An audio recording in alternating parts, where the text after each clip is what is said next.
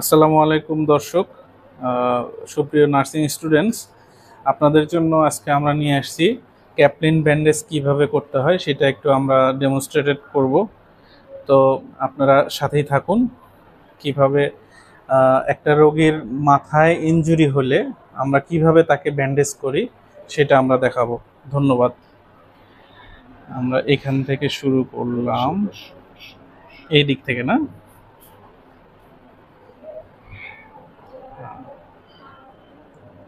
কানটা অ্যাভয়েড করতে হবে এবং এমনভাবে কপালে আটকাতে হবে যাতে রোগীর চোখ বন্ধ হয়ে না যায়।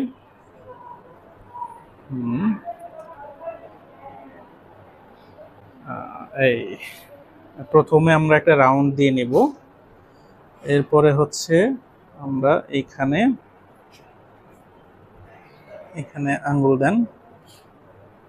হ্যাঁ, এই যে এখানে আমরা আঙ্গুল দিয়ে এটা আবার ব্যাক করব। ব্যাক করার উদ্দেশ্য হলো আমরা এই সাইডে কিছুটা দেব এবং খালি জায়গাটা কিছুটা কভার করব। এই এই যে আসলো, এইখানে আবার আমরা একটা আঙ্গুল দিয়ে আমরা আবার ব্যাক করব।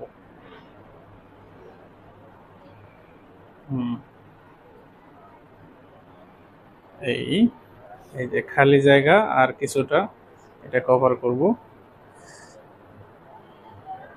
এই যে দেখুন, আবার ব্যাক করব আমরা।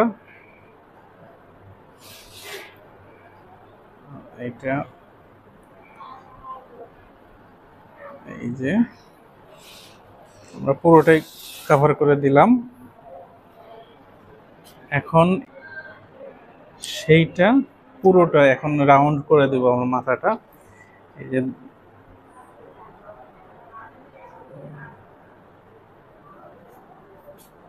ওনার চোখে যাতে না যায়। এই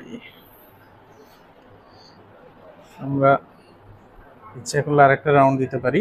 এমনভাবে ব্যান্ডেজটা করতে হবে যাতে খুব বেশি টাইট না হয়। আমার এই ব্যান্ডেজটা খুব ইলাস্টিক এবং খুব ইজি, রোগীর কষ্ট হবে না আশা করি।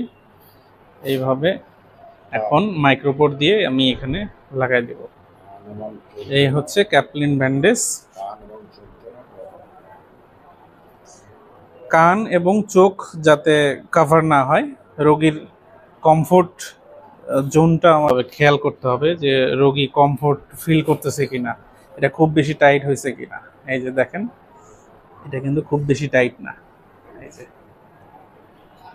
ধন্যবাদ।